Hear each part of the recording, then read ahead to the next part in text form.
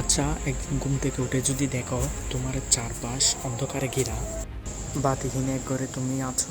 যদি হঠাৎ করে তুমি কিছু বুঝে ওঠার আগেই তিনজন ব্যক্তি তোমার সামনে এসে হাজির হয়, আর হাজির হয়ে তোমাকে যদি তারা কিছু প্রশ্ন জিজ্ঞেস করে, আর তুমি যদি সেই প্রশ্নগুলোর উত্তর দিতে না পারো, ভাবছো তোমার কি অবস্থা হবে? এক ওয়াক্ত নামাজ না পড়লে জাহান্নামে ৮০ বছর শাস্তি ভোগ করতে হবে।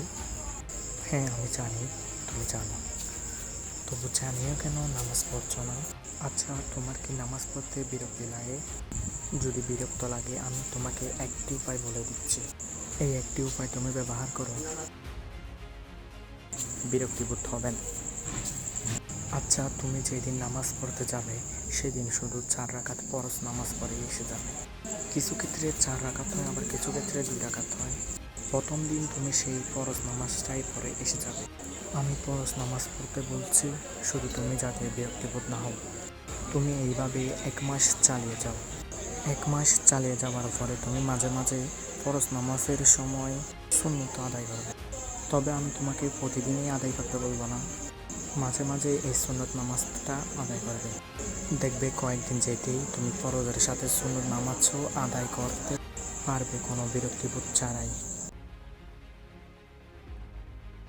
তোমাকে যদি খবরে জিজ্ঞেস করা হয় তোমাকে আমি এত সময় দিয়েছিলাম, সেই সময়টাতে তুমি কি কাজে সেটা বিয়ে করেছ? তুমি কি সঠিক সময়ে নামাজ আদায় করেছ, নাকি বন্ধুদের সাথে আড্ডায় আনন্দ মাস্তিতে নামাজ পড়েটাই ভুলে গেছ? আমি যে ধর্মটা গ্রহণ করছি বা পালন করছি সেটা কি সত্য?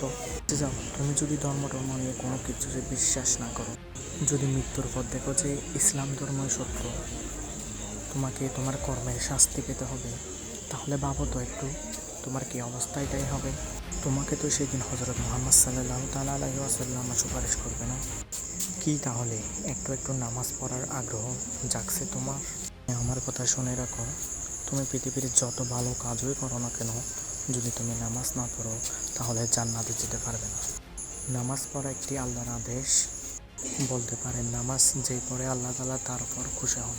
তো বন্ধুরা, আজকের ভিডিও এতটুকুই। Thank you for watching.